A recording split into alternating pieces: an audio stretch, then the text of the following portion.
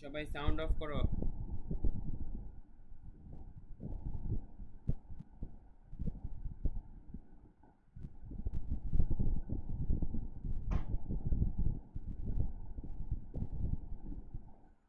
কি কোন পর্যন্ত জানি বলছি? নাজরিন পর্যন্ত? হ্যাঁ, ঠিক আছে।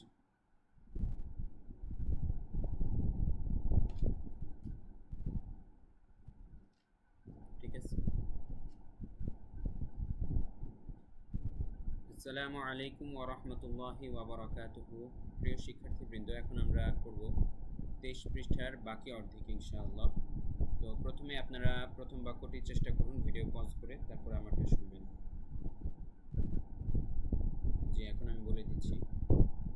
সাতাজিদুনি ইনশাআল্লাহু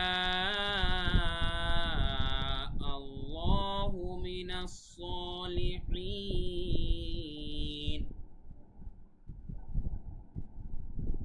জি, এবার ভিডিও পজ করে আবার বলুন যে এখানে কোন কোন নিয়ম প্রয়োগ হয়েছে।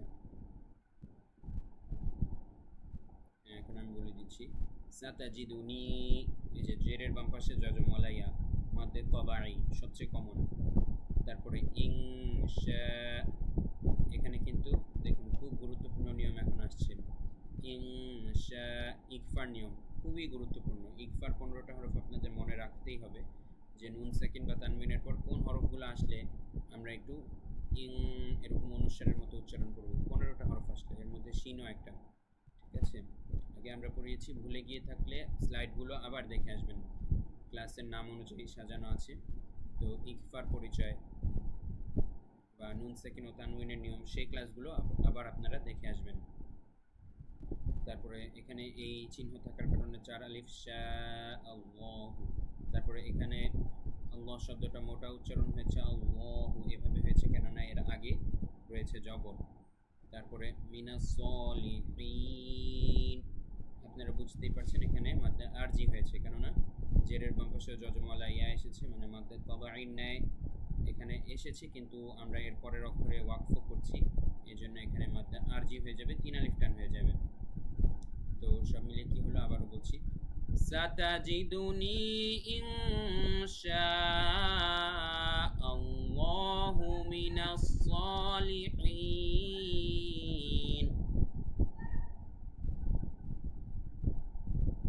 এবারে আপনারা এটা চেষ্টা করুন, ভিডিও পজ করে এটা চেষ্টা করুন। হ্যাঁ, আমি বলে দিচ্ছি। ওয়াল্লাহু আলা মা নাকুলু ওয়াকিল। আপনাদের পড়া প্রত্যেকটা উচ্চারণ, টান সবকিছু যদি আমার সাথে মিলে তাহলে আপনার উত্তর সঠিক। তো এখন আবার ভিডিও পজ করে বলুন এখানে কোন কোন নিয়ম প্রয়োগ হয়েছে। হ্যাঁ, সেটাও আমি বলে দিচ্ছি এখন। ওয়াল্লাহু, খাড়া জবর থাকার কারণে এক আলিফ টান, ওয়াল্লাহু। তারপরে আগের হরফে জবর থাকার কারণে মোটা উচ্চারণ ল হয়েছে। তারপরে আলা, খাড়া জবর থাকার কারণে এক আলিফ।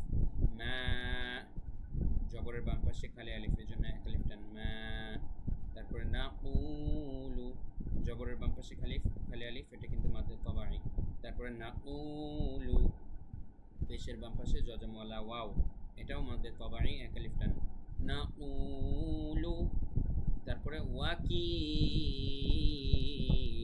3 আলিফ টান, কারণ মাদ্দে আরজি, জেরের বাম পাশে জজমওয়ালা ইয়া এসেছে এবং তার পরের হরফে আমরা থেমেছি, থামার কারণে 3 আলিফ। না থামলে হয়তো এক আলিফ মাদ্দে তবাই হয়ে যেত, থামার কারণে হয়ে গেল মাদ্দে আরজি, 3 আলিফ।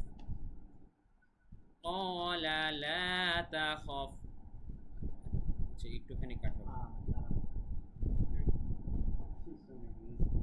কখন হয়েছে এটা?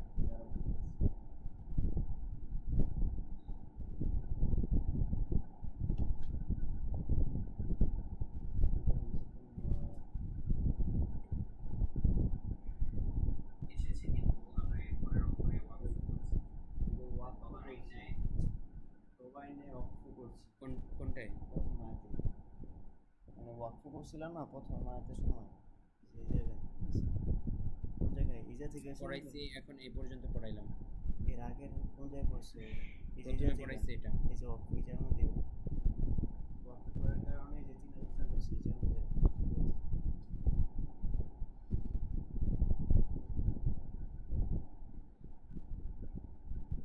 স্ক্রিন রেকর্ড অফ রাখবো, এটা হ্যাঁ অফ রাখবো নাকি পজ রাখবো? অফ পারফর্ম লিখেছি